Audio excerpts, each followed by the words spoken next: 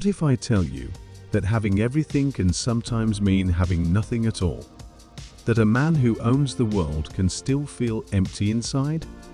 This is the story of a man who had everything money could buy except the one thing that truly mattered.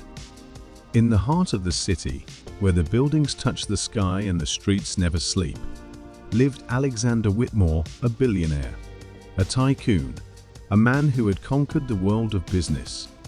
His name was synonymous with success, from luxury mansions to private jets. From designer suits to the rarest of cars, he had it all. People envied him, admired him, even feared him, but no one truly knew him. Every morning, Alexander woke up in his grand penthouse overlooking the skyline, drinking the finest coffee, reading newspapers that spoke of his achievements.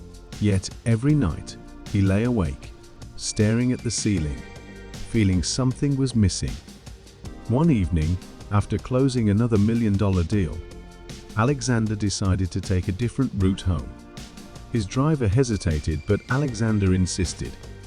As they passed through the old district of the city, something caught his eye: an old man sitting by the roadside, feeding stray dogs. For some reason, Alexander asked the driver to stop. Stepping out of his car, he approached the man. The old man looked up, smiled and said, "Good evening, sir. Would you like to sit?" Alexander, who had spent his life in high-rise boardrooms, sat on the cold pavement beside a man who had nothing. A conversation that changed everything. "Curious," Alexander asked. "Why do you sit here every evening?" The old man chuckled. "Because this is where I feel rich." Alexander frowned. "Rich? You have nothing." The old man smiled. "That's where you're wrong, my friend. I have everything I need: companionship, peace, and a heart that is full." For the first time in his life, Alexander was speechless. He looked at the man, at the stray dogs wagging their tails, at the people passing by with genuine smiles. And then he thought about himself surrounded by wealth, but always alone. Over the next few weeks, Alexander returned to the same spot, speaking to the old man, learning from him. He discovered that wealth isn't just about numbers in a bank account. It's about moments, about kindness, about living for something greater than yourself.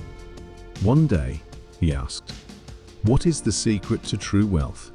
The old man simply replied, "Give."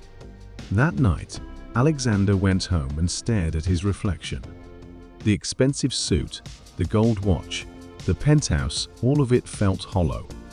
He knew he had to make a change. The next morning, he made a decision. He started using his wealth, not just for himself, but for others. He built homes for the homeless, created scholarships for children, and funded hospitals. And something incredible happened. He felt alive for the first time in years. The media called it a miracle, a transformation. But Alexander knew the truth. It wasn't about giving money. It was about giving purpose. Years later, Alexander sat on the same pavement where he first met the old man, feeding the stray dogs, smiling at strangers. And for the first time, he didn't feel like a billionaire. He felt rich. True wealth isn't measured by what you have, but by what you give. Because at the end of the day, money fades, success is forgotten, but kindness lives forever. So tell me, what are you truly rich in? So, if this story resonated with you, please don't forget to like, share, and subscribe.